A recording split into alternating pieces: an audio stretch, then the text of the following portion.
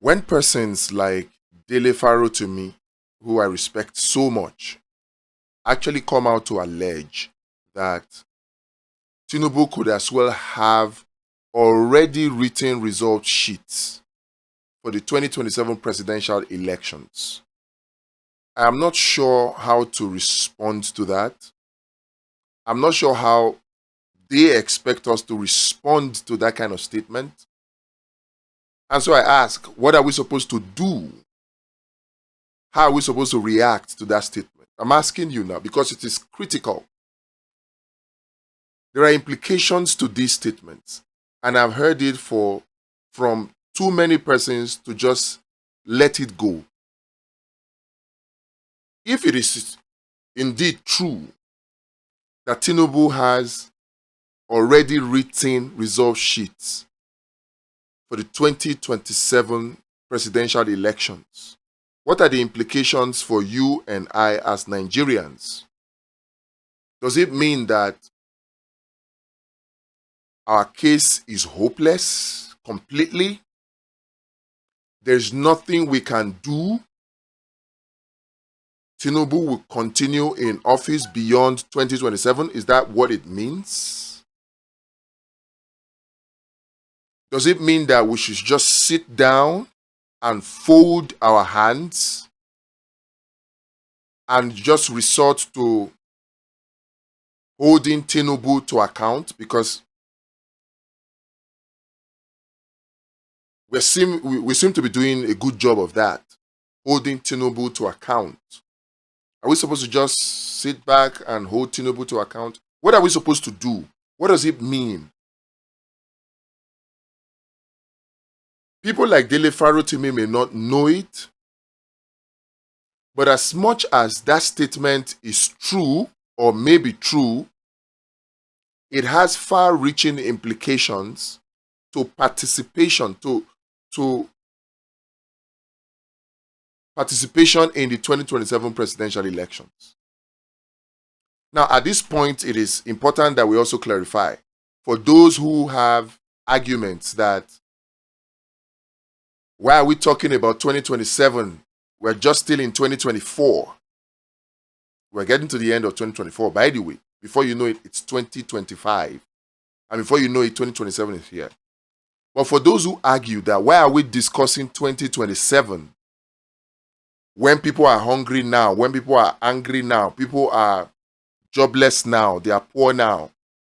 What if how many people will make it to 2027? Or that will there still be a country in 2027? To those who have that argument, I have a question. Tinubu is president now. We don't have a choice.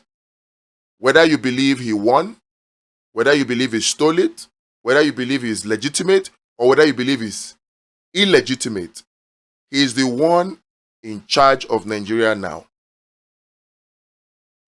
And he probably will do so until 2027.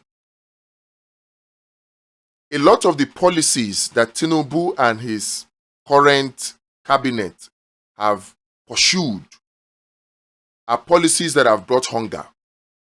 Removal of fuel subsidy, increase in pump price of petrol, devaluation of the Nigerian naira, unification of FX window, increase in electricity tariff, increase in school fees,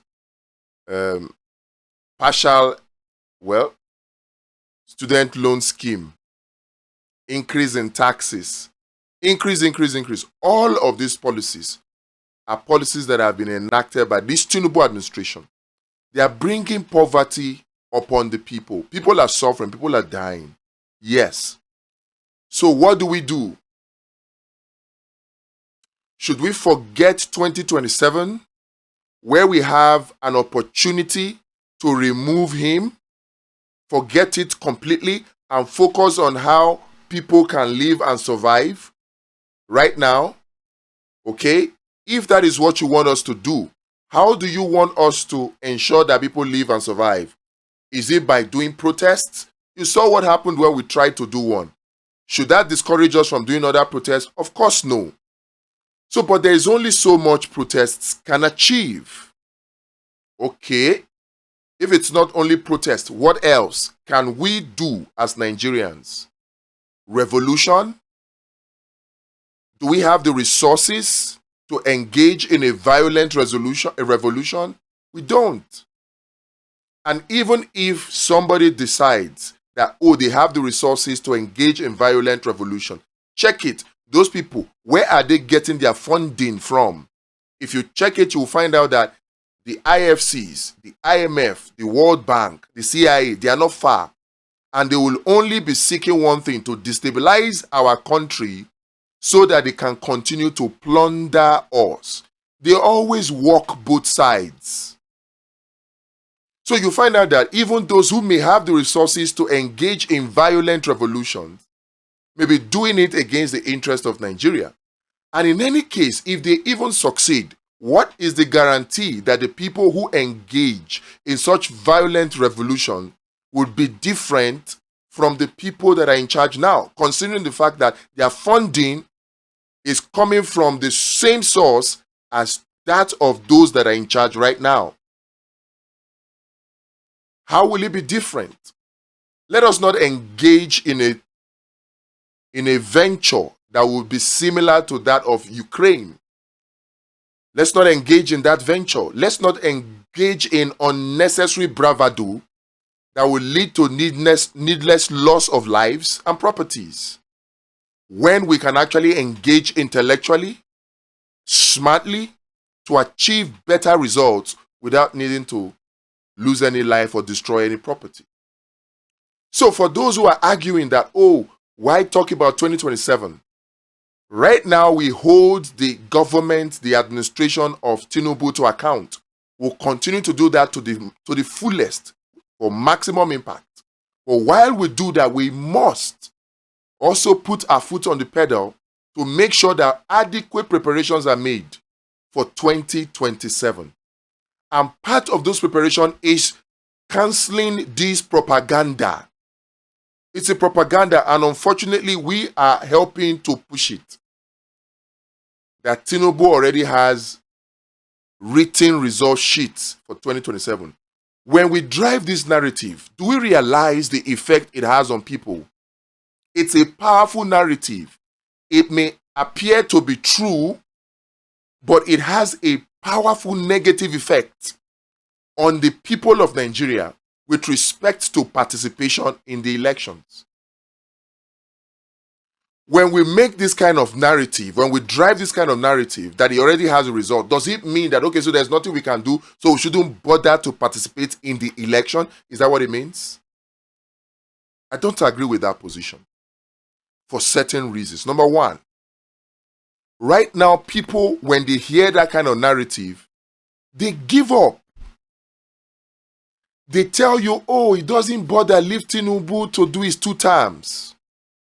They give up. It reinforces their fear.